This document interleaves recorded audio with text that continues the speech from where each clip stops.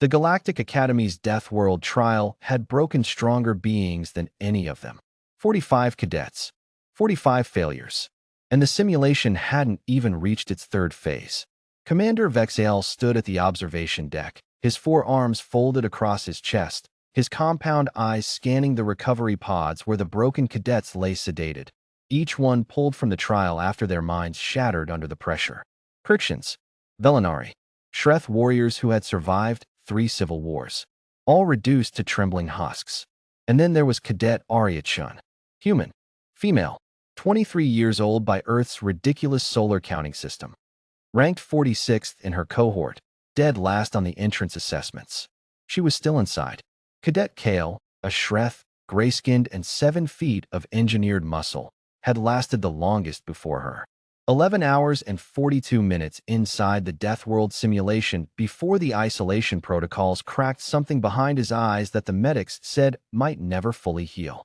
Kale was considered the best of them, the pride of the Shreth military breeding program.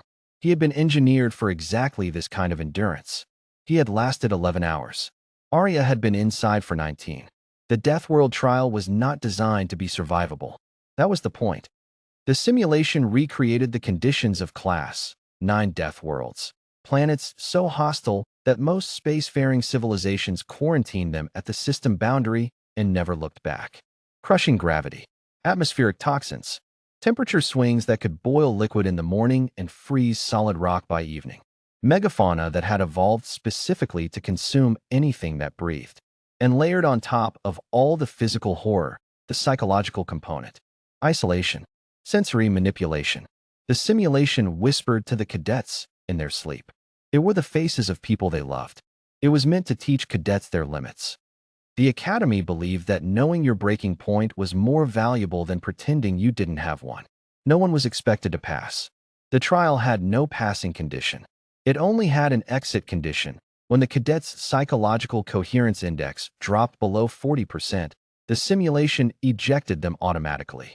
45 cadets, 45 ejections. Arya Chin's coherence index had not dropped. It had risen. Inside the simulation, it was the 47th hour when the environment finally threw its worst at her. The Death World had taken the shape of a crashed colony ship, a deliberately cruel choice by the simulation's adaptive AI, which had read her psychological profile and selected the scenario most likely to break her. The wreckage stretched across 3 kilometers of hostile terrain. Toxic amber fog rolled in every 6 hours. The local predators, things with too many legs and not enough hesitation, had learned her schedule. Arya had learned theirs faster. She moved through the wreckage with the calm efficiency of someone completing a chore list. She had built a shelter on the second day using hull plating and a basic understanding of aerodynamics she'd picked up from an elective course she almost hadn't taken. She had identified 3 edible fungal variants growing in the ship's decomposing organic material by the 3rd day, cross-referencing her memory of basic xenobotany against the simulation's environmental feedback. She had killed 4 of the large predators, not because she enjoyed it, but because their remains were useful. Protein, hide, bone tools. On day 6, the simulation deployed its psychological weapon, her mother's voice, coming from somewhere in the fog. Arya had stopped walking. She had stood very still for approximately 90 seconds, her eyes closed.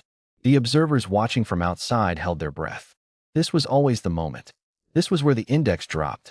Arya opened her eyes. She said, quietly, to the empty fog, "Nice try," and kept walking. In the observation room, nobody spoke for a long time after that. Commander Vexael finally broke the silence. "What is her homeworld classification?"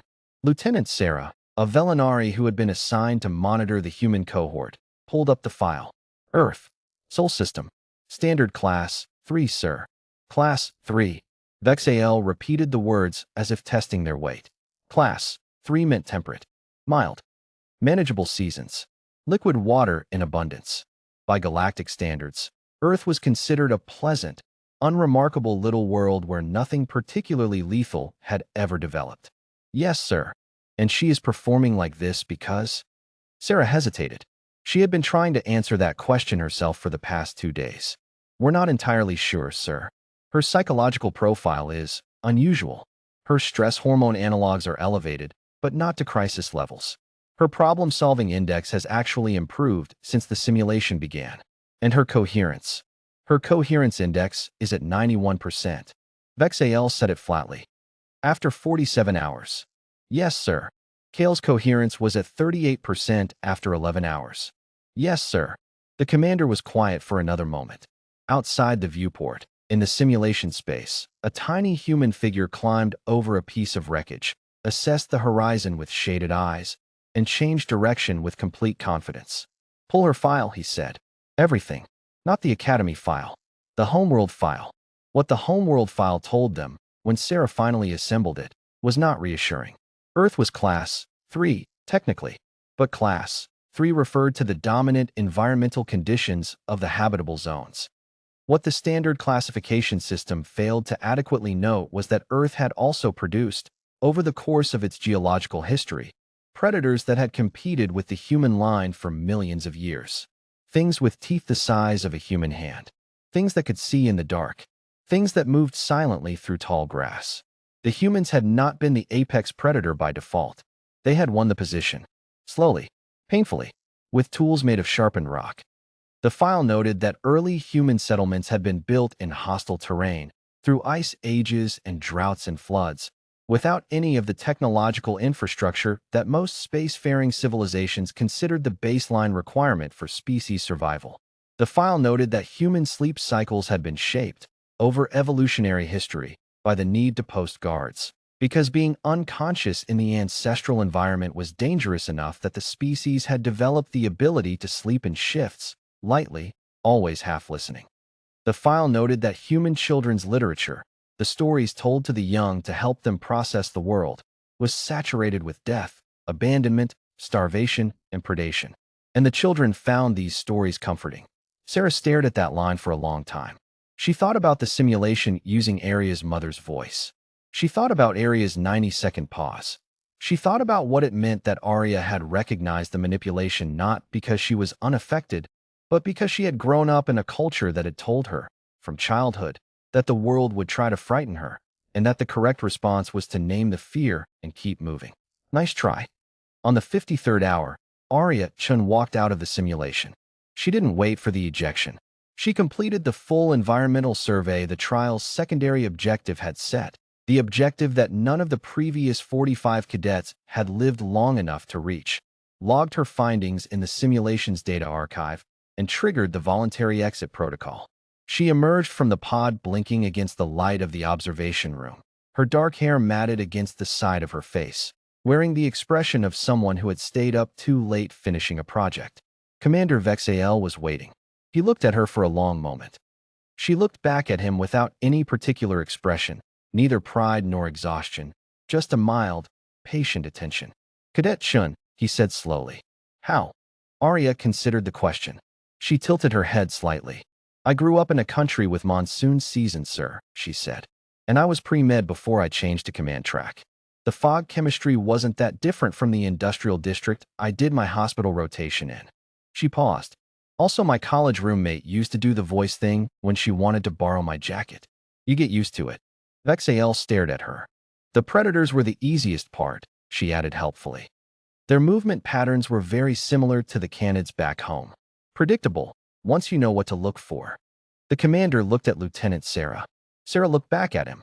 They both looked at the tiny human woman, who was now quietly checking whether the simulation pod had damaged her jacket cuffs.